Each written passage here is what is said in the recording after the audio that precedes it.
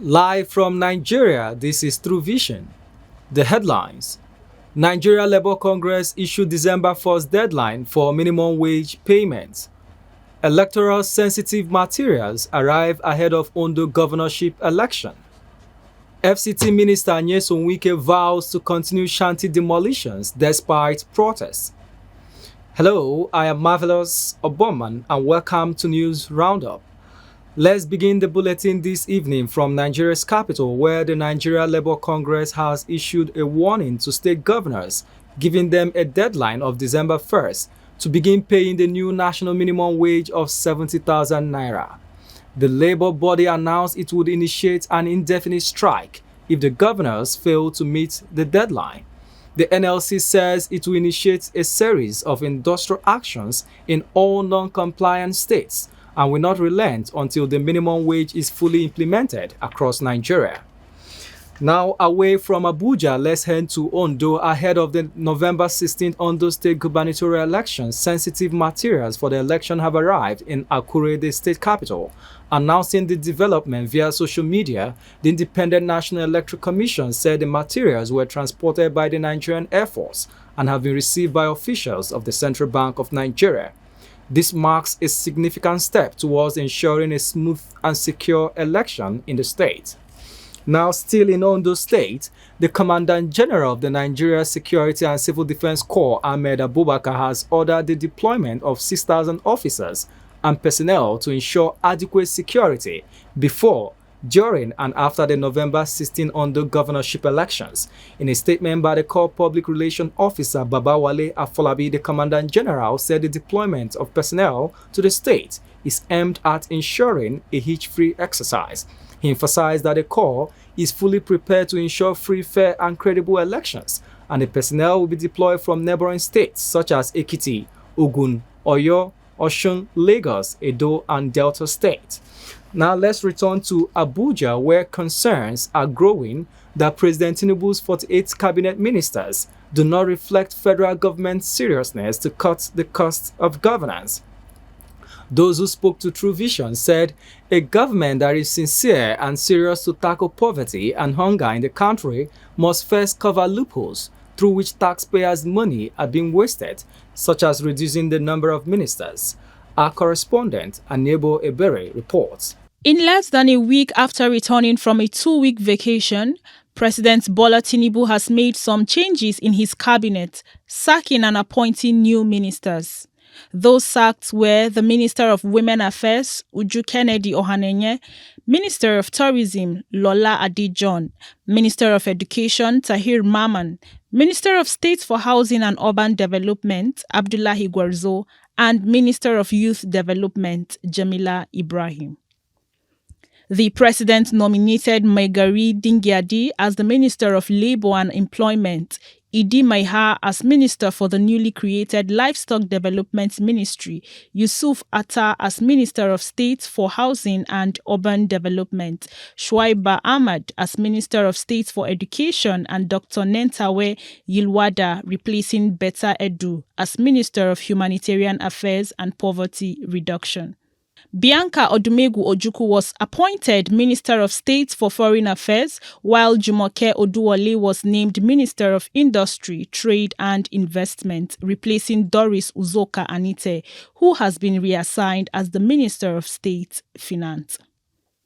The cabinet change has continued to elicit different reactions from citizens.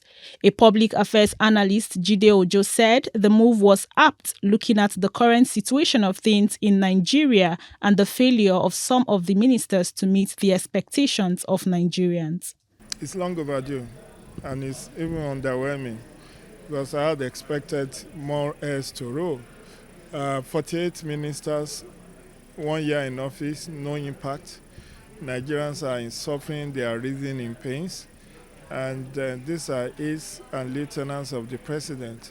So if they are not helping him to achieve his 8-point agenda, then they don't have business being in government. It's actually a welcoming development from what I see so far, because some of those people that was reshuffled, some of them were not meeting up. Although Some of President Tinubu's ministers are delivering on the renewed hope mandate. Many Nigerians are yet to see how it has cascaded into improving their lives, especially at the grassroots. We do not need Ministry of Police Affairs, in my own estimation. There is a Police Service Commission that should get the larger chunk of the budget to do the constitutional duties that has been assigned by it. If you can do that for Sport Ministry, which is what unites Nigeria, you can as well do it for Minister of Police Affairs. And of course, many people are saying, what is the impact of marine and blue economy in the last 1 year? What's the impact that Minister of State Development has made? Now, rather than reducing cost of governance, we are increasing it because the number of ministers now have risen to about 50. Because if you add Mr. President to it, and this new Minister of Livestock Development, we are talking of 50. So what impact have these 50 been able to make? Despite the move being supported by some Nigerians, many are calling on President Tinubu to address the increasing fuel price. Sacking of the ministers is not the problem. The problem lies in the hardship. Let the government reduce fuel price. By now, we are expecting especially we are expecting some certain expectation from those ministers. But since when we have seen something is so slow, they are not working. So if you appoint a minister or create another ministry in this country, it's a way to create another problem. Many Nigerians will be hoping that these newly appointed ministers will take a cue from their predecessors and hit the ground running, as there are no rooms for failure. Ebere Anebo for True Vision TV, Abuja. Now on security matters, scores of terrorists hibernating in some forests located on the border communities of Kebbi and Zamfara states have been neutralized by airstrikes rained by the troops attached to the air component of Operation Hadaran Daji.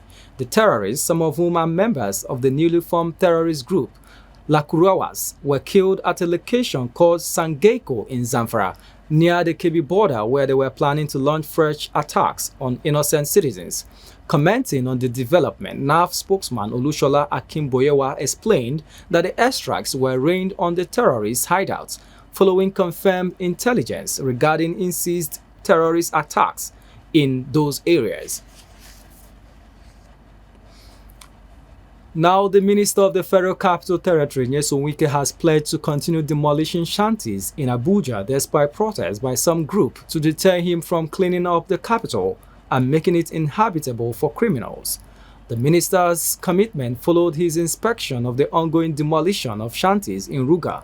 Wike expressed his frustration that the area had been cleared 22 times, yet the occupants continue to return. I see as insecurity, they're everywhere. We don't know who be who. Yes, sir. Yes, sir. See train station, the passer. Let me show. Yes, sir. How you go say make we leave people? Some of them there from that tree. They had nobody know. If not, I see you and I know you. The other person I don't know. Following the recent reshuffling and appointment of new ministers by President Bola Tinubu, many Nigerians have raised a question on Tinubu's intent to run an equitable and inclusive government. There are those who believe that the president is running a government that favors a particular region more than others. Ebere Anebo tells us more on this report. With the swearing in on Monday of 7 new ministers by Nigeria's president, Bola Tinubu, making his cabinet members 48, some Nigerians say it is skewed against the southeast region of the country and the Federal Character Act. Section 14, subsection 3 of the Federal Character Act of the Constitution states as follows, quote, "The composition of the government of the Federation or any of its agencies and the conduct of its affairs shall be carried out in such a manner as to reflect the federal character of Nigeria and the need to promote national unity and also to command national loyalty, thereby ensuring that there shall be no predominance of persons from a few states or from a few ethnic or other sectional group in that government or any of its agencies." End of quote. The development runs contrary to Tinubu's campaign pledge to consider every region and state for selective and appointive positions. Senator Eyinaya Abaribe, a senator representing Abia South in the parliament, in his recent outing on Arise News, espoused on the issue of marginalization of the people of the Southeast. So what are the changes for the Southeast? You remove one minister for the Southeast, you replace with another minister. So what do we have? This President of the Federal Republic of Nigeria breaching the Constitution and going on as if it does not matter that he's breaching the Constitution. What do the Igbos want? Fairness and equity, which is in the Constitution. That's all that we want. Treat us as you're treating everybody else. The latest cabinet reshuffle by the president has further reduced the percentage of Southeast ministers in Tinubu's cabinet, with Southwest topping the flag. I don't know why I'm not really surprised seeing the Mr. President. Ogun State has 4 ministers, juicy ministries. Ogun State alone, 4 ministers, key ministries. Then you ask yourself, am I surprised? I'm not surprised. According to Abaribe, the recent appointment of Dame Bianca Ojukwu in President Tinubu's cabinet does not reflect equity in federal appointments. High minister is not meant for the Southeast. You know, the point really is that, well, maybe those who are advising Mr. President are not giving him the proper advice. Like I said, what the Southeast want is do to me the way you are doing to others. Constitution explicitly made it clear that every state must have at least a minister, and that minister must be from that state. Now, when you look at it very well, there is no state without a ministerial portfolio. The question is, does the president appoint a minister from that cut across all the states of the Southeast? The answer is yes. Has the president committed any crime? No, he has not committed any crime.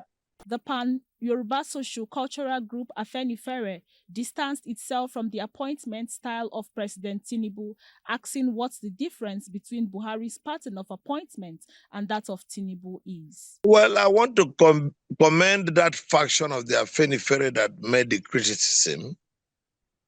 But at the same time, it shows Tinubu for who he is and whom he has always been all the time.